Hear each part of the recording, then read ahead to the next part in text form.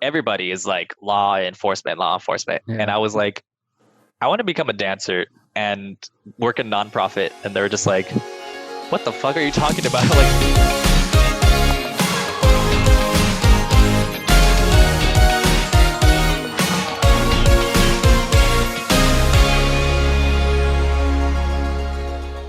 What's going on, ladies and gentlemen? Welcome to another solo interview podcast of Throwing Tantrums. Today we got a different person. You know, that's kind of the point of these solo podcasts. You might also be watching this in a Move Group Grow podcast because, you know, I have a million podcasts and it just gets cross-pollinated, crossing swords of sorts for, you know, and I want to make sure that you guys get all the value out of it without having to redo it. So if it's your first time hopping onto this podcast, my name is Emeroy, your host, founder of a social media company called Vision Paradox, founder of Tantrums, and today we have Brandon. So the purpose of these podcasts, especially these solo ones, is to get to know the members of the dance company a little bit more beyond just the dance, which is one of the reasons I'm doing these solo episodes. So today, Brandon's going to be sharing a little bit of his origin story, and yeah, we'll kick it off from here. Brandon, give some of the people a little bit about who you are, your origin story, how you got into dance, why you suck at dancing, but I tolerate you anyways. So. Yeah, totally. I agree with all of that. Well, my origin story. A long time ago. Back in 1971, I was born. Wow. In 1968, I was born. My mom and dad met. Back in, I don't know what year, but my parents barebacked and I came. So, hi guys, I am Brandon Burciaga, and wow, my origin. Are we starting from like where I was? Like, how did born? you? No, we don't have to go that far. Maybe like where, I guess, city you were born, and then how you then cut to discovering dance. Got it. Okay, so I was born in Upland, but raised in Ontario. The boring one, not the cool one, not Canada, Ontario, California, where people told me to go back to Mexico all the time, and when people were anti-LGBT and everything else. Prior to all this happening. Yeah, prior to any of this happening right now, it was just the normal in Inland Empire. But yes, I was born there and raised over there. I went to a private school from preschool till high school. It's Catholic school? And I went to Catholic and Christian. Mm-hmm. Wow. Yeah, no, I went to a Catholic preschool. No, a Christian preschool, a Catholic kindergarten through 9th grade, and Christian high school. So, whoa. Yeah, my whole life I was private school. Dang. So you were under like religious rule in a sense, and yeah, totally. So were they? Oh wow! Keep going. I have questions in my head. Yeah, now. Totally. So what happened and what got me into dance is, and this is the reason I'm saying this, is because I went to a little Catholic school in middle school, and it was run by Irish nuns, and they were really strict. But we did have a show and tell day. There you go.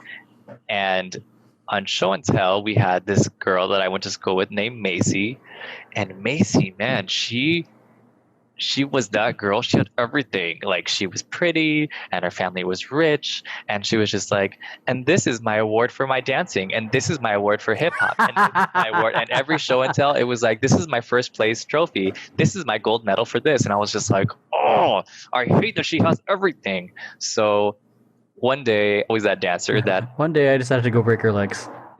One day I broke her legs, and she no longer dances. No, I'm just kidding.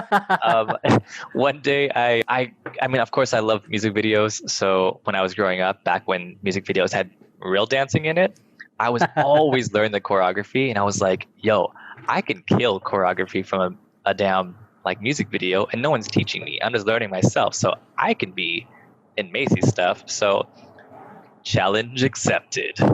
And I went to her dance studio and I took her dance classes, and I was like, where you at? Where you at now, Macy? I'm in your classes now. And yeah, and actually it was kind of like a natural, and the teacher was kind of hard on me, but he was still like really cool about it. And I was like, you know what? I could do this. But coming from a very strict religious Latino family, they were just like, no dancing. Dancing doesn't get you money. Why don't you do something that's going to get you money in life? So I said, no, F you. And when I was 18, I went to college and I kind of hung out with the like hip hop influenced folk. Like everybody would just kind of sing R&B or danced or graffiti artists and just things like that. So we all kind of just started dancing around and had like little sessions. And then I found my ex who was best friends with somebody in dance. Did she know So that she was your ex at the time? Anyways, so I found my ex who was a friend with their best friend was in a hip hop crew called Groove 57. Oh, yeah. Okay. That was a long time ago, back in 2005. But in 2005, I was like, yo, this is dope. Like, this is like super cool. And it was like the basic, but like real hip hop moves where it was just like, boo, wow. You know, you're just like, oh my gosh, these people are so fire. Body rolls. Exactly. When there was an R&B section for every routine. Totally. And the moves are all the whole counts, like, and 1, 2, and 3, 4. You know, and you're like, oh my gosh. So I was like, I can do this, and I joined, and it's been ever since. My dance career has just been like, it hasn't stopped since 2005. And it went into, should I keep on going into other stuff? Keep going. Or do you have questions? Just like I said, there's a couple things that I have in mind, but keep going. Okay. So yeah, so in Little Ontario, I was dancing in Pomona with this crew, and we were Group 57, and we were just like, yo, our name's kind of dumb. Like, why are we called Group 57? And that was the same with Family Business before it became Family Business. We're like, why did we do this? And it's just like, it was cool at the time. But the real answer is, for those of the old school people who are watching, is because we grooved by the 57 freeway. That's it. Oh, wow. So we were called Groove 57. And I was like, yeah, that's not cool. Like, we're not cool, because we started getting bigger. So we just said, how do we change the name but keep who we are? And we just said, let's just take all the vowels and numbers out, and it became GRV. So that's how GRV became a thing. And Lord, that really launched all my dance kind of stuff. I mean, GRV is a huge, like, world traveling dance hip hop company right now. But it also gave a lot of opportunities for me to perform on so many stages and to really just kind of be one of the pioneering, kind of influencing crews in the street hip hop community, in the dance community at least. So I pursued dance professionally because I was like, you know what, I can do this. And somehow, some way, thank you, Lord have mercy, I booked one of the top agents in LA, Jim Keith. And he used to own what was called DDO, which is now, oh my gosh. Now or MTA? MTA. Else? Okay. Yeah. So who is now MTA. But yeah, I was just like, yo, I booked this. I have an agent. Like, that's crazy. So I was traveling from Ontario to LA for auditions all the time. But I know that it was like a 3-hour drive sometimes because of traffic. But I mean, it totally pushed my career because I've seen and I've auditioned and booked like just random things. So like auditioning for people like Pussycat Dolls and who else? J-Lo and Beyonce. And I mean, just to name a few, like I've got to dance either in front of them personally or with their choreographers, like Rich and Tone and Fatima. Oh my gosh, Fatima, if you guys know who she is, she was named one of the best choreographers of the century. Wow. Look her up. She's been around 4 decades. She's this beautiful, strong, powerful Black woman that commands attention. And I'll never forget, I was like, oh, I'm a professional dancer. And Fatima was like, no, you're not. Because she taught the piece and auditioned in 13 minutes. Wow. And I was like, what is happening? And I remember something like that. Oh, it was crazy. It was like, okay, it's going to go 1, 2, 3, 4. Okay, again, 1, 2, 3, 4, moving on. And I was like, moving on? Like, wait, what? Like, what is happening? And then after a couple 8 counts, like, okay, play the music. Groups, no, yes, no. And I was just like, whoa. And my mind is blown.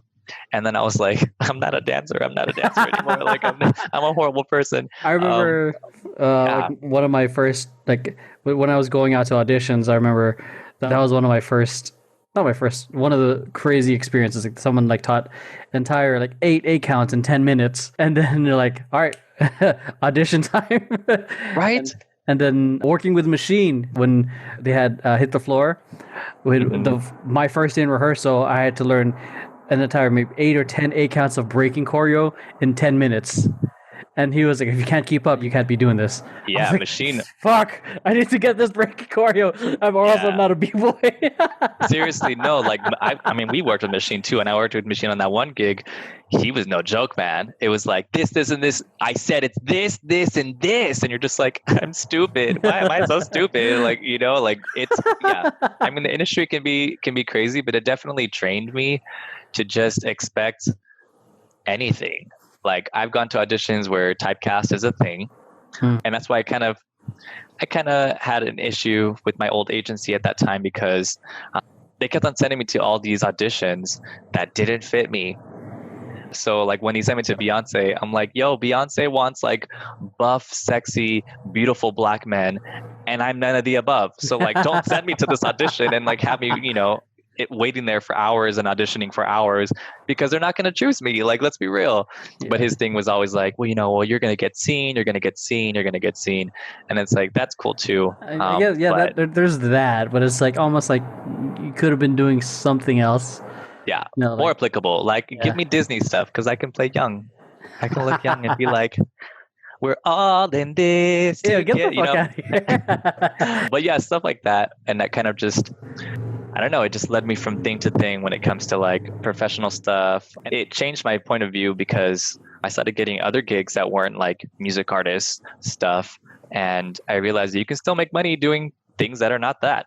And that opened up like a whole nother category because I think the idea of people when they say, oh, are you a working dancer? That means that you have to be on tour. You have to be on movie set. You have to be on a commercial. And it's like, you can be a working dancer in other ways. Yeah. Like when I work certain gigs, they pay me $100 an hour and all I'm doing is freestyling, or all I'm doing is, the cha-cha slide, or all I'm doing is like, maybe 4 8 counts, and it's just like, it's not necessarily a music video, but tell me the next time you got paid $100 an hour, like, so less effort, like but still getting paid. Exactly. Less stress of rehearsals. Yeah. It changed my point of view of like what a working dancer looks like. But like I said, I still take everything, and I'm still learning myself. I still work with small music artists here and there. I worked in a video with like Kylie Minogue. I've done like different things. So the range of types of gigs that I've gotten over the years has really shaped me to be who I am. I always say there's ups and downs to each side, the dance community and the dance industry, right? So the community, we're so versatile. Like we can do tons of shit. Like we're trained in like tons of areas, and we can throw any music on and it's like, okay, we're whacking, we're locking, it's housing, it's hip hop, it's footwork, it's and we're just like go. Where industry dancers, I don't necessarily feel like they can do that, but industry dancers can perform the fuck out of things. They can perform the house down from anybody in the community because their presence, I mean, Lord have mercy. Sometimes they just drown anybody who's actually doing the real shit out because they just look that good. Yeah, that's what blows me away. You know Jashawn, right? From Liz? He's a part of FanBiz now. And that's dope. Blows me away because he's an industry dancer. When I think of him, I'm thinking he's going to shit on every FanBiz dancer. He's industry, and industry dancers know how to perform. Community dancers, they can perform, but a lot of them are clean. Sometimes they don't exactly extend their moves, some of them. Yeah. And there's a third community too. I'm like realizing throughout all these years, there's the community, the industry, and there's the underground. Oh yeah, underground for sure. So like, which is a completely different scene. That's a totally different scene. And it's funny because I feel like if you trained a little bit or like got the underground to be on stage for things, they would win everything. Yeah. I mean, because it's so raw. It's so raw and it's so like performance based. And they're usually the ones who have the tricks, who have the power moves, who have the wow factors to performances. Hence, back in the ABDC days, America's Best Dance Crew days, the street crews, in a sense, were the winners. Jabberwockies had breaking training, but also were affiliated with Culture Shock SD, so they had choreography training. Quest Crew was also formerly part of Six Step, and they so that means they had choreography, but they also had a lot of breaking. Same thing with Super Crew, which is probably the only, I would say, true quote unquote traditional breaking crew that won it out. So yeah, totally. Yeah. So but I mean, that's a good thing too. You mentioned all the different crews, but like, it's all what you take from it, right? So like, yeah, I came from GRV, which took me a lot of my hip hop stuff, and like it introduced me to Crump, and it introduced me to like Buck and like things like that. But then I've done groups like Breed, which is very like also industry choreography, and working under Elm was really, I mean, the moves were very industry, but it's also so clean with a taste of community still, which I loved. So like working under Elm was great. I've done Natural State. I've done Natural State. I was on the adult crew called Neon under D Main from the 323 Army. No, 3-23. 323. Check them out. Ridiculous. 323 Area Kids. So stupid. I've heard of Area Kids. Yeah, that's them. 323 Area Kids. Oh shit. Yeah, I was on the adult team of that, and like that training was ridiculous. And it's like Danny, who's the choreographer for that company at that time, just trained me in such a weird way that I was like, what are you talking about? Like, it would be doing these random things where you're like, you're just gonna go like boop boop boop, and I'm like, that's stupid. But then we all did it, and I'm like, why did that look? I mean, you just changed my whole point of view now. So again, if you just really, a smart dancer picks things and learns from every kind of style, to like, I always say moves are like books, right? So it's books that you put into your library. You can always refer back to them because it's going to be similar to something. Like when you write a research paper, right? You have different references, which are those moves that you learned in the past. Yeah, like that's why sometimes you hear dancers are like, oh yeah, I learned this from XYZ teacher, or because it's I think it's also important to know the history of the movement or anything, especially since during this time acknowledging the BLM movement. That's not so acknowledging BLM, the whole term hip hop dance or urban choreography, or people knowing their history of hip hop dance or culture in general. People are really getting called out if they truly support the movement, and like, or support, like if you are a hip hop choreographer or teacher, then you should also be technically, in a sense, supporting BLM. Because it is Black culture. Yeah. So it's interesting. And I think that's one of the things that for a long time was called out from the older generation, is like, you got to know your history. Yeah. And even more so now, it's been amplified, especially people who are making money off hip hop or hip hop culture in general. Yep. It's kind of like, where you at now? Yeah. So going back to your high school, like, was it like... Choose your words wisely. Was it hard? Was it easy? Was it fun? Was it shitty? Was it like very I want to say the word coming out for me is Roman ruled, but like very rigid, like for, I guess, self-expression? Oh, well, let me tell you this. I'm going to tell you a couple of stories from my high school. So I went to a Christian high school in Ontario. Again, Ontario, where it's small-minded, very narrow-minded. Okay. So yes, we had uniforms. So you could accessorize and kind of do what you wanted to it, sort of. Like you could wear like your own sneakers, and you can wear like your own jackets and jewelry and things like that. But when it comes to rigid, I think of a different type of rigid. So 2 examples. I was friends with everybody. I've always been that guy that can just talk to and hang out with anyone. I don't care where you're from, what you look like, anything. I'm just friends with everybody. Where you're from, what you did, as long as you love me. As long as you love me. But yeah, so Brandon's when it comes to... too, in case you guys didn't know. I'm actually going to release a little song a little bit later this month, but you'll see. So when it comes to that school, I'll never forget, being that I was friends with everybody, I started realizing that not everybody liked that I was friends with everybody. So I had and this is very, very honest, I had somebody once tell me, you're kind of all right, you're not a bad person, but you'd be better if you didn't hang out with the gorillas. Talking about all my Black friends. Ooh. And I was like, what?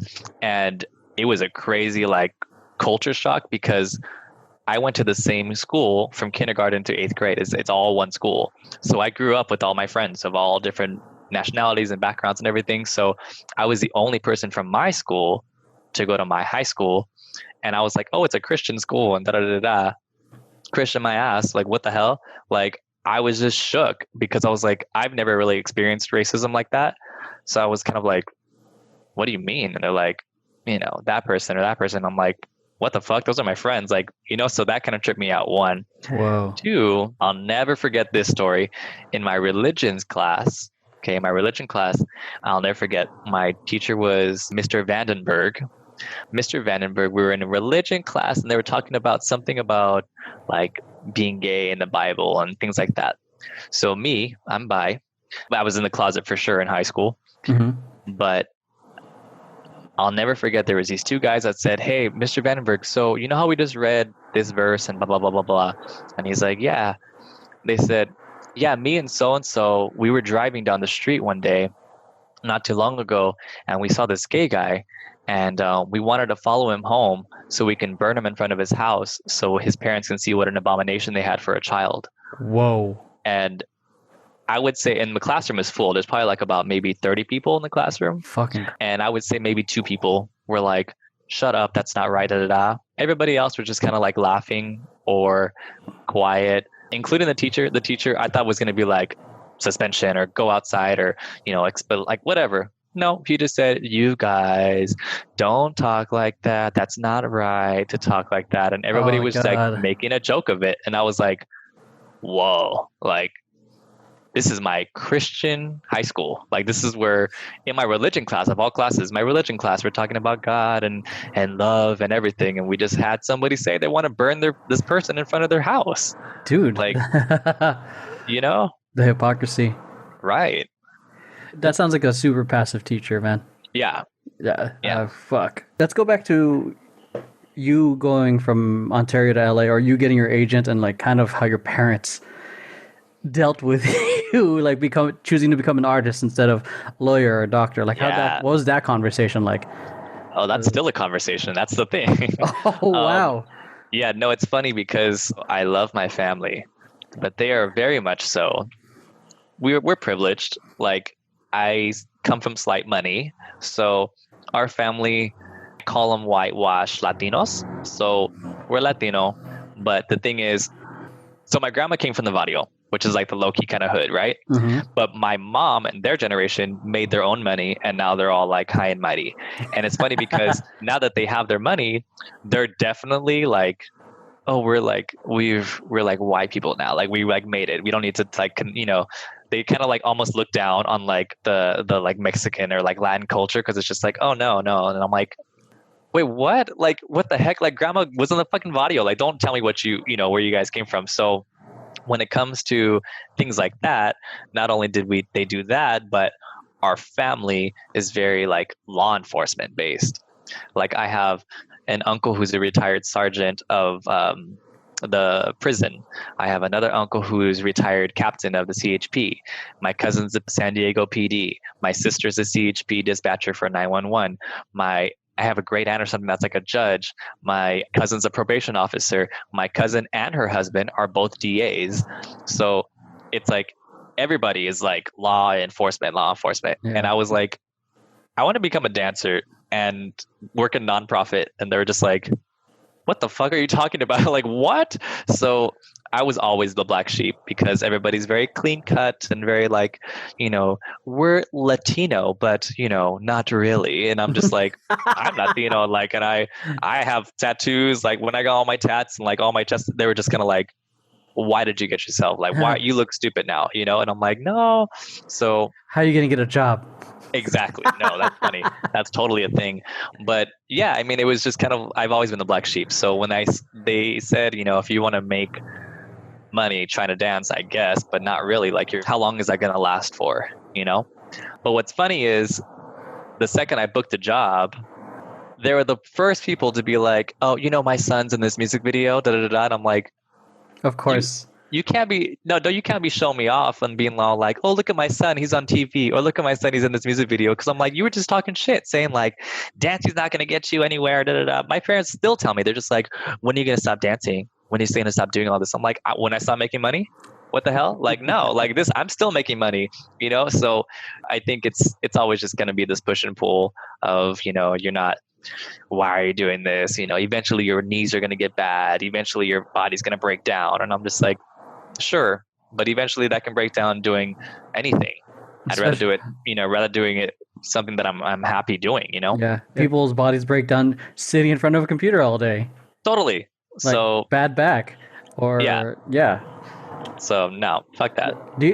I think that's one thing that's interesting, because a lot of jobs have a clear cut way of getting there. Like go to school, all this other stuff, get the 9 to 5. Yeah. Do you think, because I don't think I've ever asked this question. Are you guys ready?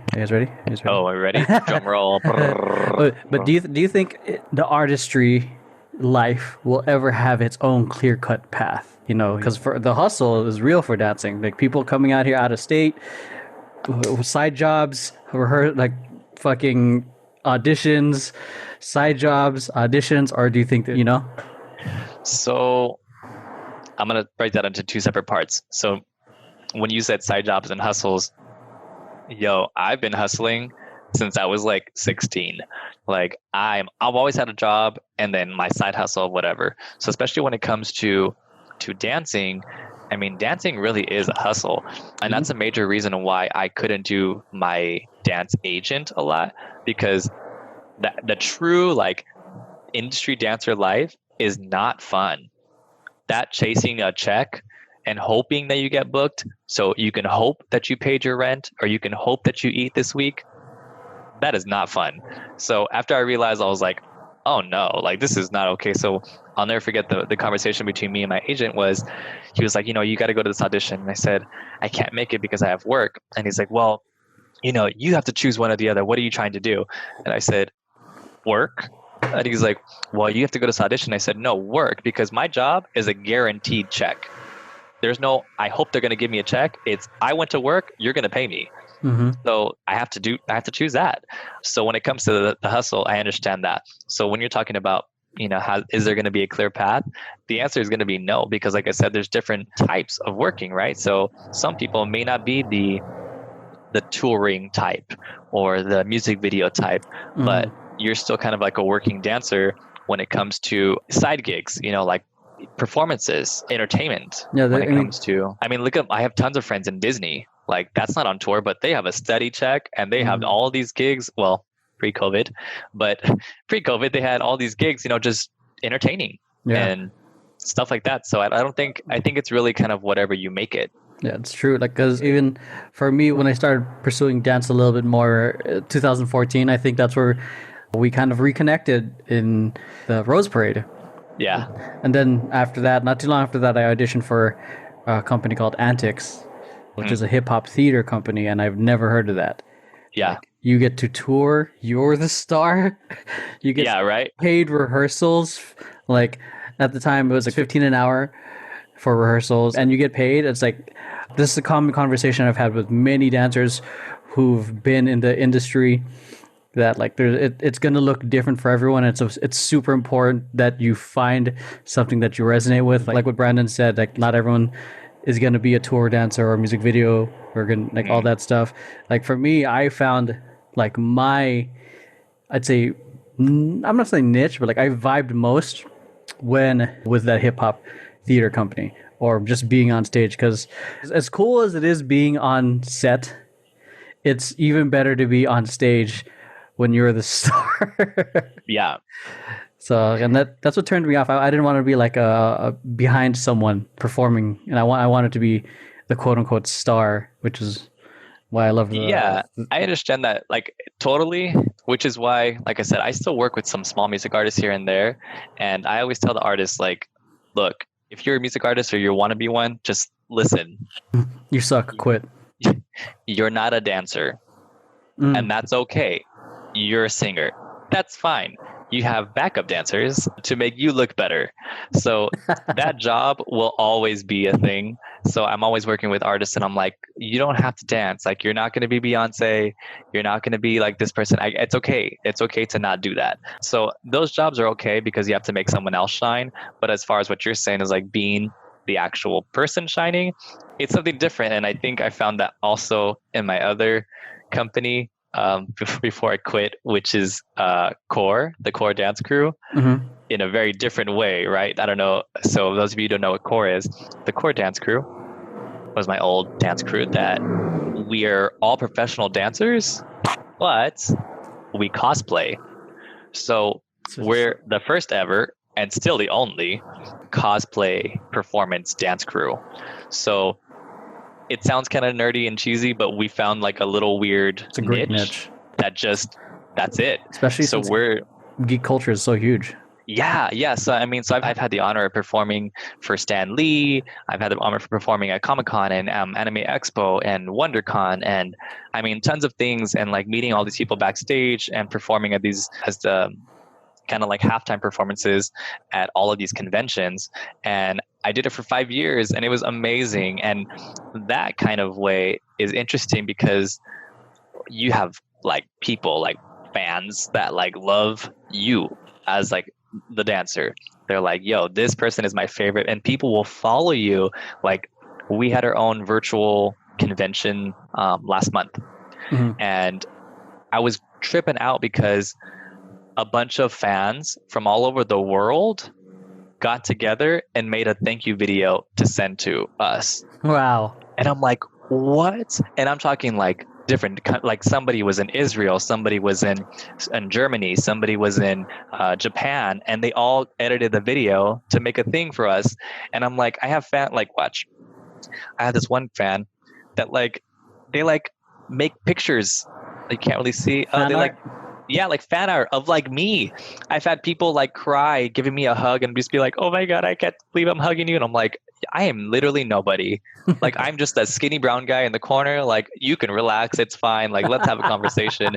But yeah, I mean, that's a totally different feeling from like being, a backup dancer for a pop artist or something like that. You're gonna look cool, I guess, but nobody's gonna be like, "Oh my gosh, it's Emeroy, the backup dancer for that artist." Like, it's certainly not getting any airtime on the focus isn't on you on the Super Bowl performances. Exactly. And it looks cool, but sometimes the gigs don't exactly pay you that much. Totally. It's for exposure. Yeah. So I mean, that's really badass. Like, that's what I like. I think the genius of Core is like it's practically dominating a niche. It's the only one that exists, and which makes sense. The fan base, I think, is well deserved. You didn't you didn't like the fan art I made of you the other day that I sent to the group chat. I hate you for that. I was like, wait, what? Yeah, I think it was that I drew that when my internet was down. So I was just drawing. I was just looking through people's Instagrams. I was like, I need because those of you who don't know, I used to be an animator, and part of my, I guess, the way to keep my skills sharp was to do gesture drawings, which is just drawing people in poses.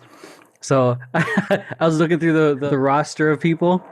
I drew you, I drew Jordan, I drew Rika, Jamie, and everyone else didn't really have good like poses, so to speak.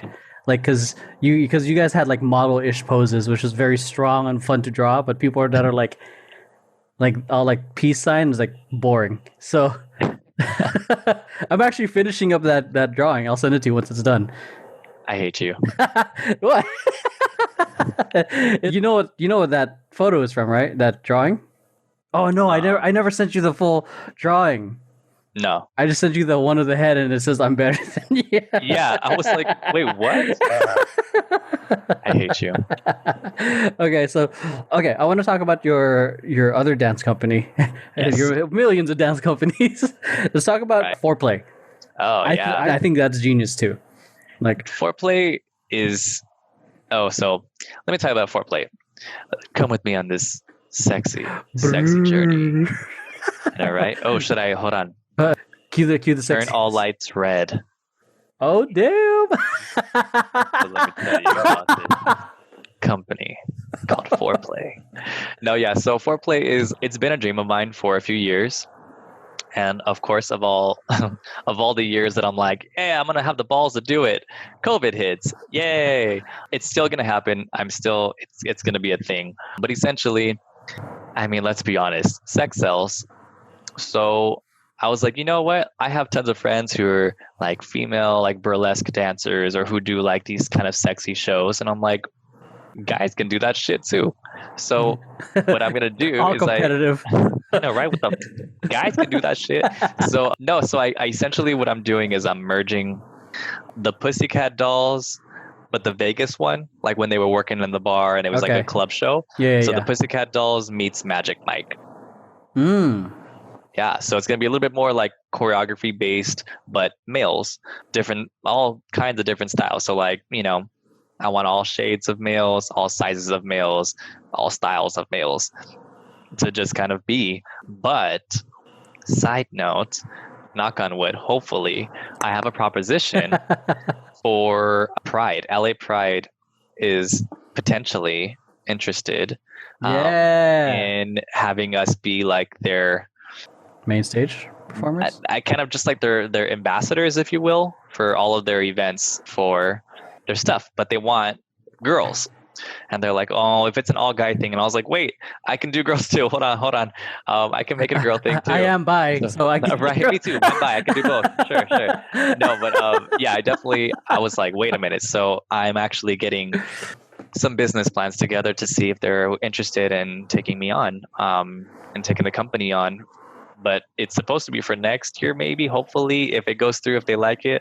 But I mean, that's a whole nother thing too, because of COVID's being extended. So now it's like, It's so unsure when it's even going to end. yeah, So it's just a whole thing. So, Yeah. but it's okay, because regardless, it's going to happen, whether it's going to be this year or next year. I'm like, nope, foreplay is it. It's going to happen. Yeah, that's a really good opportunity. It's a shame because I think it was supposed to happen this year, right? Yeah. Oh man. I already have all the names of people I want to invite to audition, and I have like the songs that I would like to choreograph to. I'm like, I'm ready. I have money saved up for like studio time and everything. I'm like, Nice. I can't believe it just happened like right now. It's good in a sense because now you get to like have a little bit more money ready for the next thing, Totally. refine the plan, and so we can execute it. And in case you guys didn't know, Brandon's also one of the people that fucking pushed me to create Temper Tantrum. We had this when was it? In January. We were freestyling in downtown LA, and one of Brandon's friends was there, and another member, Chris, we call him Tabasco, was there, and we had a very like long 3-hour conversation of why it should be a company. And yeah, so Temper Tantrum, and for you members listening, make sure you give props to Tabasco and Brandon for having that sit down and chat with me. So yeah, It was needed. So it's kind of they are the reason why Temper Tantrum and even this podcast is existing. And I view us as like, I don't know, you put it perfectly. We're like a super family friendly company, because the way And you I think, guys I think so people who are listening or watching, I think the thing to keep in mind is, and this is not just for us, this is for anyone, this is even for you. So the thing to keep in mind is, once you find your tribe, stick with it. Your tribe is your vibe. And I feel like it was effortless. Like when it comes to dancers, when it comes to casting for jobs, if you've ever been a choreographer before, you have to cast not only good dancers, but dancers that will mesh well together. Oh yeah. There's been many times that I've seen gigs where the dancers are great individually. They're fantastic as, you know, and then together it's like, what happened? Because they're all amazing, but it's not great, you know? Yeah. And on top of that, you may be great performing wise, and people treat things like a job. I mean, it is a job, but it's different to treat it like a job. Nobody wants to just go to work and come home. People want to go to work and enjoy it. Mm-hmm. And I feel like that's what was happening with the cast. Like everybody was just kind of like, I don't know who you are. My name's so-and-so. I love your outfit. I love your dance. Oh my God, you're amazing. You're amazing. And then it was just the end, instead of like, because I feel like a lot of dancers are like, you know, I'm good. Let's see how good you are, you know, and nobody had that attitude. It was just like, it was the correct amount of talent and inspiration that we got from each other. It was just kind of like, you inspire me to be better. You inspire me to be better. Perfect. Now everything's great. So I think that's kind of why it became a thing. And I feel like that's what people should search for, but then also kind of like use that inspiration. Like, again, first of all, Emeroy didn't want to do this, but it's like, yo, it's right in front of your face. It's right here. Just take it. The opportunity is right here. Take it. And I mean, think about how many times that you've had an opportunity where things just felt right, or you wanted to do it, but you were like, maybe I shouldn't. Like, no, take that opportunity, because, I mean, for God's sake, look what we're in right now. We're in a damn pandemic. So you might not have that opportunity again, like, take that opportunity and take that chance and just really like find what inspires you. You and I know the experience of building something from the ground up, especially with dance companies and crews. Yeah. And I think you're definitely on point. Like, it's right there. It's almost like when you're talking, it's almost like, people get into these relationships early. It's like, oh, is it too good to be true? Yep. And they self-sabotage it before they even give it a shot. You teased about a song coming out. I'm not bringing that up exactly, but I think when we did another previous video, you said you used to do singing. Yeah. So before I was a dancer, I was a singer, and I went to school and I had all my scholarships for singing. And oh shit. Yeah. And when I actually got into college and everything, all my medals, all my awards, everything was for singing. And then when I found dance, like I said, and when I was 18 and I graduated high school, I was like, I like dance. And my parents were kind of like, wait a minute, hold on. And I was just like, I think I like dance. And they're like, well, that's good, but you like singing. So let's go back. And I was like, I think I like dance more. And they're just like, you have all your scholarships for singing. Like, you cannot just stop. I was like, watch, I'll stop. So I just completely stopped, and I pursued dance because I was like, yo, I can find more jobs dancing than I can singing. So I just pursued that more. But I feel like that little hole is missing. I sing all the time in my car or like out and about, but I have a few friends who are on Broadway. Oh, hey. I have two friends, a really close friend of mine who's amazing. She and her boyfriend were in Wicked. My friend actually was Fiyero. If you guys have ever seen Wicked, so Fiyero is the main guy character. He was Fiyero in Wicked. And they live not too far. They live like 10, 15 minutes from my house. And we were just talking last week, and he's going to help like record and produce like a cover song that I want to do. And I'm like, I'm ready. And I've never posted a singing video ever, but I'm like, you know what? Now's the time. I always want to go back to my roots. Like, I want to go back to singing, and he's going to be playing the guitar for me and producing and like recording my stuff. So we have to just figure out, well, first of all, he has to learn the music. And then second of all, I have to figure out a time or a day I can go over and record. And I'll be posting that soon. So I'm kind of like nervous because I've never posted a singing video unless it was like from my old school choir when I was like younger. But yeah, I've never posted that. So I'm kind of scared, but kind of excited because it's my old joy, my old inspiration. Yeah, that's great. That's wild. I'm guessing you stopped singing before the whole social media thing became huge, huh? Yeah. Back in my day when I was singing, it was still MySpace. Oh yeah, okay. Then MySpace, prior to MySpace becoming a real big music thing. What do you call it? What kind of music would you normally like to sing? Like, if you pursued it, would you be R&B? I feel like you would be an R&B singer. It's funny. So we talked about this in the other podcast. So my old school origin from when it comes to singing was like pop rock. I was more like my tone, I sound very like Yellow Card. Whoa, yeah, that's right. Because I remember in the last Rose Parade, you started singing "Fuck Way Away." Yeah. Or Ocean Avenue. Ocean Avenue. Yeah, like I was thinking that too. I was like, damn, he's good. Yeah. So that's where my voice actually kind of like sits, and it's funny because back in the day, side little note, I used to be in a band called Initial Purpose. Was it emo pop? It was emo pop. Like emo, yep.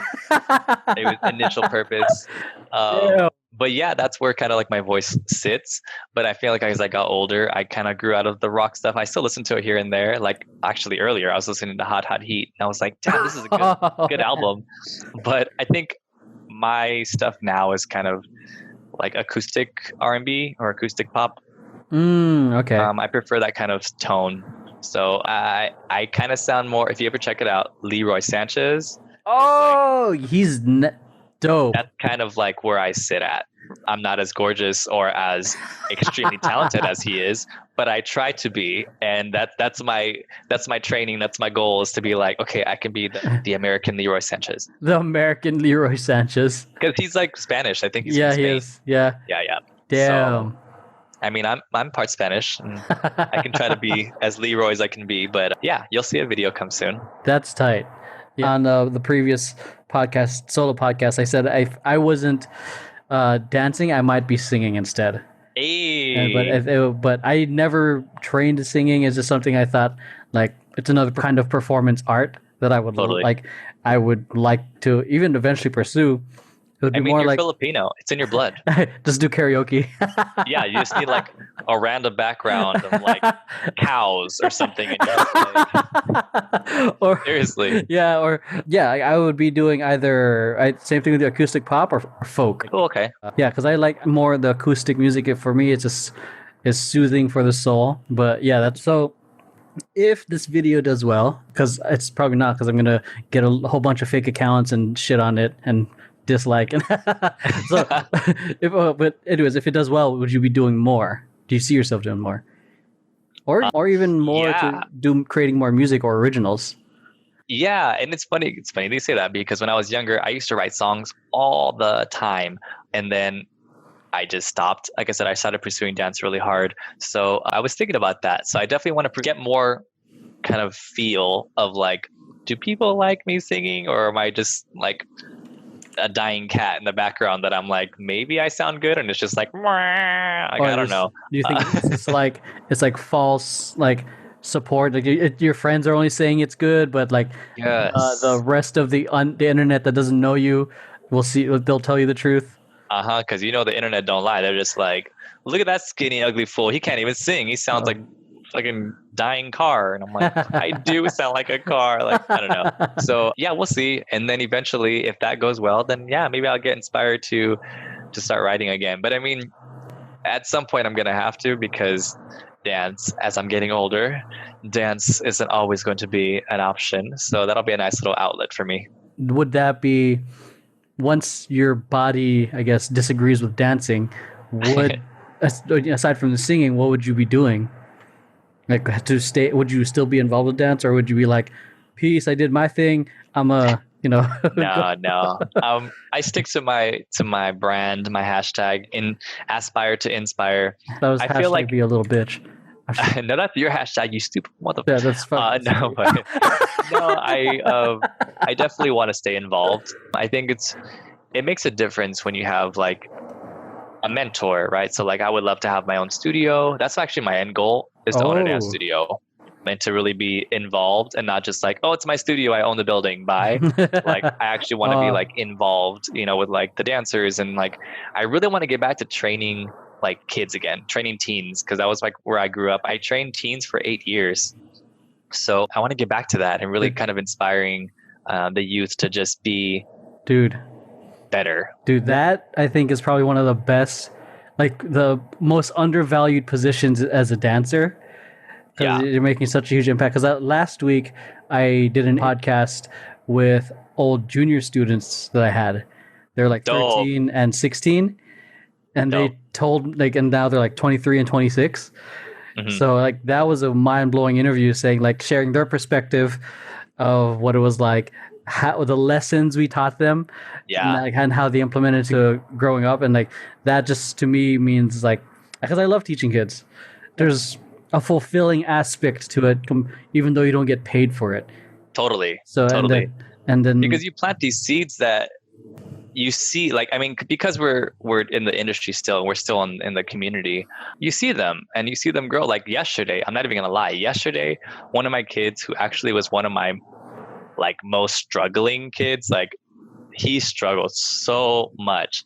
He sent me a video yesterday of him on a music video set in New York. Whoa. And he was just like, my kids used to always call me mama. So he was like, mama, look. And I saw a video, and I was like, and I saw him kind of like freestyling, and he's so timid in the beginning. He was just kind of like, no, I'm not that good. And he wasn't, but he got better.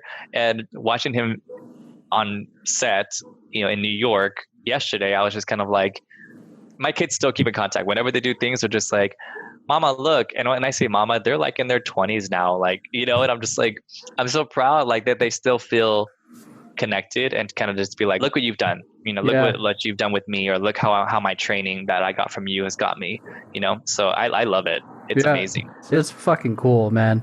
Because you know, kids think differently, and we see their evolution of like, you're small, but you also needed a lot of work. Yeah, seriously, a lot. And then now seeing them as adults, it's like, because now it's like you don't have to tailor your way of talking. You can be a little bit more casual. Oh, I was always casual with my kids. So I think I was too, actually. I just had to be mindful of the parents when they were around. The parents of my kids, they knew me. I would just be like, look, little shits. We're going to do this and that. And everybody would be like, did you just say little shits to your kids? Yeah. And that one right there, he's a little shitlet because he's smaller. They're just like, oh man, I would have gone fired so quick in that studio. So especially, did you ever work at, okay, bleep this for later, but did you ever work at? No, I mean, I taught a class there, but I never worked there. Okay. Place was, they were very strict in terms of their code of conduct. So yeah, and we were called out. Yeah, and then this one time I got in trouble because I played Tupac, Hit 'Em Up during a fan biz rehearsal, but there were kids still outside, and the parents got so pissed. it's my rehearsal. I don't give a shit. What the hell? Oh yeah. Oh god. Tell me about why you're a terrible dancer. No. Age. For your, I'd say, professional dance career. Okay, don't give me that fucking look. So, what did you initially imagine when you started pursuing dance? Like, you know, music videos and all this stuff. Like, what was your original vision or dream? And then, I think you told me the shift already, that things that happened. So, I guess we'll just stick with that. What was your original dream? My original dream was to backup dance for major artists.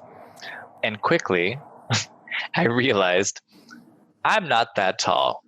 I'm not that sexy or buff. It's not going to happen. So, yeah, I mean, it's a thing. And I think when it comes to the industry, like, you have to have tough skin because you're going to get way more no's than you are going to get yeses. Yep. So it's always going to be you're too this.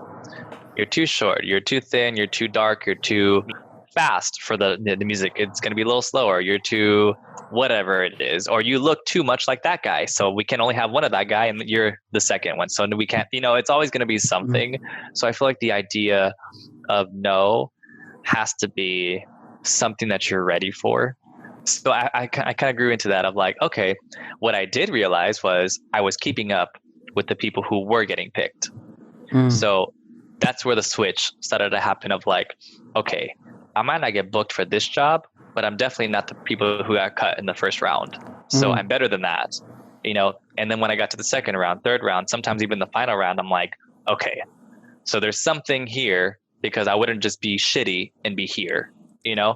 And then I started going towards things more where it wasn't like, you know, you have to be big and buff. It was just kind of like performance things or like TV things. Like I did a TV pilot where I had to just play a dancer and I kind of freestyle dance. Or when it came to like street styles, a lot of street styles, the industry dancers didn't quite know, but community dancers do.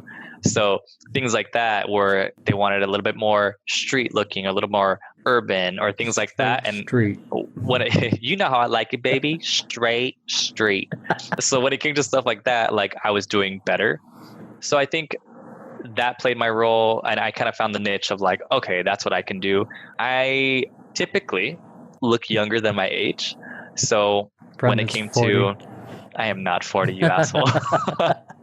When it came to booking jobs for like younger things where I had to play like an 18-year-old or play like a 21-year-old, I was like, I can do those because I have the body and the shape of a young or younger guy. So sure, that's why I was like, send me to Disney stuff, send me to whatever.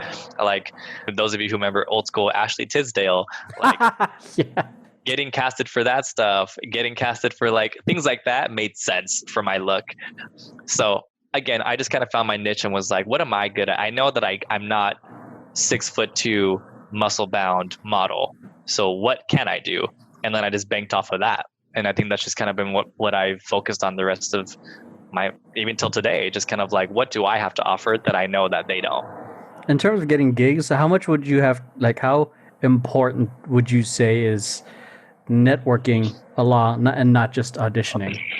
Lord, networking, unfortunately, is a large part of it, which is kind of annoying because a lot of these times, these choreographers or agencies or casting directors already know who they want to book. But for formality, they have to have an audition. But that's what's the irritating part, is that like I kind of got irritated auditioning for a lot of agencies, because agencies, you'll be number one of like 500 people for the day, and then you see who they choose, and then they only chose like 3 Asian girls. And you're like, and they all look alike. And you're just like, clearly you were looking for an Asian girl that looked like this. So then why say you want anybody? Because you just wasted everybody's time. So I feel like that was definitely a thing when it comes to getting used to that aspect. But then also connections, because great dancers become, well, sometimes great dancers become great choreographers. Yeah, true. And if you audition with people or you become friends with people and then they're a choreographer now, they're like, yo, I remember you. You were dope. I mean, that's a lot of my jobs as I got older, is because I knew the choreographer and they're just like, yo, you can totally keep up with us. Like, yeah, I'm booking you. Like you can come to the audition because we have to come to the audition, but I'm going to book you. You know, so it came to things like that where it is who you know, not only casting directors, but like I said, people become bigger things, and it only takes one job to get started on something. That's, you know, true. So it may be a small project that they're choreographing now, but next year they might be a music artist. It may be, you know, a TV show. It may, who knows? Yeah, I like that you said you need one yes, because it's like this. It's really just, it's a numbers game. You're gonna get them, like, you can get 100 no's, but one yes could be, you know, can be the thing that starts the momentum, or could be a life-changing thing. But this isn't like basketball where percentages matter. It's just like, or anything like that. In anything for success, it's like you just got to keep shooting your shot until you just make it, and then you get better, and then you get better, and then you get better. And then even when it comes to that too, like even if it's just one job, that's one job that you can put on your resume. Oh yeah. Because somebody may have like 10 jobs that are just kind of like, oh, I did, you know, my street festival that's on my block and I did it 10 times, and you're just kind of like, okay. Or you can just say, yeah, or one time I worked with, you know, Kylie Minogue, and they're like, oh, Kylie Minogue, oh, this guy's got to be good. Okay, let's see what he can do. You know, then your credibility is more when you have larger things under your belt on your resume. So what about pursuing dance or being a dancer surprises you the most? Surprises me the most, I can still do it. That surprises me a lot. my body, my joints. The fact that I can still do it, the fact that I'm still booking things, I'm like, really? Last year, or no, I would say, actually, no, it wasn't last year. I think it was like 2.5 years ago. I booked a pop star, and my opposite was 19. Oh, yeah, sorry. I was like, yo, my opposite is 19. What the fuck? So that shocks me. But then it also shocks me on how things change, styles change, dances change. Yeah. So like trends. Gotta hit that whoa. Yeah. Like what? I'm like, okay, so what's the whoa here? Okay. What is this? What is this? Is your choreography even relevant? Exactly. No, that's totally the thing. So you have to be relevant, because I mean, things change, times change, styles change. So are you going to change with it? Or if you're a really good dancer, then the things that you do are timeless. You know, because there's some old school videos that I watched from like 2005, 2006, and I'm like, that would smoke any performance that I see today. So it's like there's some dance things and styles that are just timeless, and that's when you can tell you're a real dancer. Because speaking of real dancers, let me touch on this topic. Okay, take them to church. Dear TikTok people who can move, as you listen, I'm not calling you a dancer. TikTok people who can move. So if Trump bans TikTok, your career is gone. You're no longer a dancer.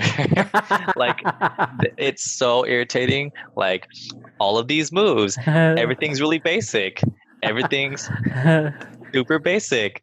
Like, I'm just like, what? Like, since when did that make you a credible dancer? Like, that is not, like, if you did that in a freestyle circle, that wouldn't even get props. People would just be like, interesting. Like, nobody would even be like, oh shit, did you see that arm thing you did? Like, no. Everybody would feel like, what?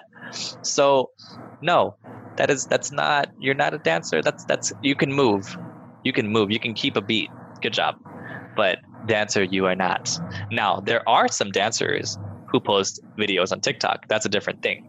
So there's a difference between people who dance on TikTok and people who are dancers that post a video on TikTok. There's a difference. It's very similar to like how when fanbase would do locking and the street styles, there's dancers who are doing breaking moves or dancers who are doing locking moves. Yes. And then there's actual b-boys and actual lockers. Yes. So there's absolutely. There's so context, and it really plays into it. Absolutely. It's like the only reason we're breaking for fanbase is because we needed it. We're competing with it. Same thing with some people on TikTok. The only reason they're on TikTok, some people are just because I have a social media company. It's been one hell of a platform for it to be on. It's probably the most self-expressive platform because there is no have to be naked kind of requirement like in Instagram. I think the expression is a much more broad versus Instagram. But as a dancer, like it is kind of cringy, but also I'm coming at this from so many perspectives as someone who, this kind of self-expression didn't exist when we were kids, and you were called gay or FAG for dancing. I like that it's kind of a platform for all genders and sexes to be expressive. So like there's talks, but in terms of like now in the context of dancer, there's a higher bar than just learning how to do the fucking renegade or I'm a savage, all that shit. That damn song was like nails on a chalkboard for me because I'm like, I liked the song, but all I pictured in every time I heard it now, I'm a savage, messy, bougie, rich. I'm just like, it's like burned in my head. Like every time now, I'm just like, stop the song. It's irritating. I almost feel like it borderlines choreography. Borderlines? It is choreography. What the heck? Like all of this shit is choreography. Okay, I guess I'm being nice on that. This one. What advice would you give to your younger self? Ooh. And don't become friends with Emeroy. Run away. Work out more when you're younger. Grow taller. Grow taller and work out more so you can book better jobs. Lord. Honestly, I'm all about experience, so I would say nothing. I don't regret anything. So I never say, oh, I want to change this, because I'm just like, no. Like everything happens for a reason. And I mean, my biggest thing is there's always a lesson. In everything there's a lesson. Sometimes it's bad, sometimes it's good, but it shapes you to who you are. And I feel like everything that I did in my life has shaped me really to be like who I am and what I stand for and what inspires other people. So I'm just like seeing the inspiration that other people have gotten from me and me kind of seeing how what I can do for myself. I'm just been like, you know what? I did that. And I did that because of me, because of the things that's happened to me, because of what was told to me, what was done to me, what was, a barrier in my life, what's still a barrier in my life. Like everything is helping me. I think you're the first to actually just say like, oh, let's keep it all the same. Yeah, no, keep it the same, man. Yeah, probably because I'm just kidding. I'm not gonna fuck it up with something. Don't Don't fuck it up. All right, keep so it positive. I'm gonna throw 10 rapid fire questions as a rapid fire segment. Let's go. This is what we do towards the end of the show. What color is your toothbrush? White and green. White and green. Are you a morning or night person? Night. Night? No, that's so fucking true. Yeah, I'm not a morning person. I hate morning. I'm just like grumpy, like, oh, no, shut up. Who have you met that you wish you hadn't? Oof, nothing. Remember, it sticks to all what I just said. I don't regret anything. And that's, ladies and gentlemen, is how you know he's a liar. So, Wow. what would you do on Mars for fun? On Mars for fun? Search for aliens. What foods do you dislike? Fettuccine. And yeah, mainly fettuccine and eggs. I don't really like eggs too much. My heart. Weapon of choice. Oh, weapon of choice. Ugh, crossbow. Ooh. Where would you want to retire? Oh, Spain. Ooh, that's a good spot. How do you define happiness? It's somewhere between too much and too little. Oh, like that one. Your greatest failure. Greatest failure. I feel like these aren't even rapid fire questions anymore. Right? Now this is like some in-depth shit over here. Greatest failure. Our friendship. Cheating and dealing with a toxic relationship longer than I should have. That resonates with a lot of people here. Favorite memory? That's the last question. Favorite memory? Oh, favorite, but it's kind of like sentimental. My grandparents were like super in love with each other. They were married for like 65 years. Wow. Seriously, yeah, it's crazy. So my grandpa was very quiet. He was a very quiet guy. Once in a while, he would crack a joke, but my grandma was the very kind of loud, laughing, loving person. Oh, wow. So when she died, my grandpa he used to always sing a song to her, and I was like, wow. So the song before she died, he would sing to her was it's a song in Spanish called Hasta la tumba, which means like until the tomb, until you die. So he used to sing it to her all the time, and then she died, and then he would still sing it to her. And he was getting old. He was like 90 something before he died. So one day we were talking, and he had a lot of dementia. He couldn't remember a lot of things. But one day I was like, Grandpa, what's the song you used to sing for Grandma? And he remembered that song, and he sang it to her. Like he sang it to the heavens, like to her. And I was just like, I just got like chills. Yeah, like he was just, and he sang it to her, and he wasn't even sad. He wasn't even like, my wife is gone. Like he was just like, he truly believed the song, like until death. Like I'll see you soon, until death, and it was crazy. So that's one of the favorite memories, is like him singing, my little old 90, I think he was 92 or 93, like year old grandpa that was like singing his love song to his wife that he had for 65 years. That's fucking wow. That's cool. Yeah. That's like fucking The Notebook kind of shit. Seriously, I was just like, and I was like trying to keep cool because I don't want to trigger any kind of dementia stuff. So I was just like, okay, wow, I'll be right back, Grandpa. I want to go outside. I was just like, oh my god, yeah. Damn. All right, so last two questions. What's up? What do you think your 80-year-old self would say to you now? 80-year-old self would say to me now, keep going. Keep going. It gets better. All right. You ready for the last question? Yeah. All right. What? I don't even know if I should ask it. Uh-oh. No, I'm just kidding. I'm just trying to get the audience to be like, what is it? Well, they know the question already, because assuming they've been listening. What do you want people to say about you when you're gone?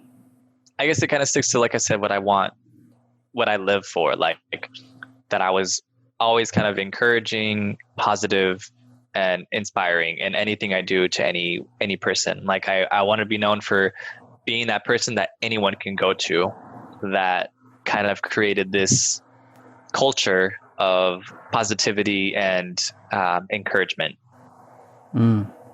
That's it. Where can people find you online to stalk you? Send You can find me on TikTok. Facebook as Brandon Burciaga, or you can find me on Instagram at this little link right here.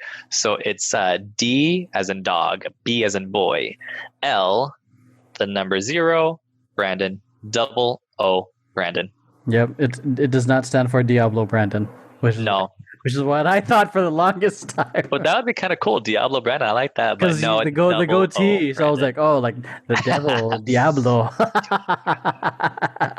You should one day for Halloween just be dressed as your Instagram handle. Wait, that's good marketing. What are you supposed to be? My Instagram handle. On my Instagram. Diablo. All right. So, that is it, ladies and gentlemen. Make sure you give Brandon some love and support. Give him a follow. All the links are going to be in the description down below. With that, we appreciate you guys for listening. If you like this video or podcast, make sure you hit like, subscribe, share this with friends who you think might find it beneficial or even entertaining. I hate you so much right now. And that's it. Have an amazing day, night, week, month, rest of the year. Survive it. Put on your mask. Go vote. And we'll see you guys later on. See you in the next episode, and we'll see you soon. Peace.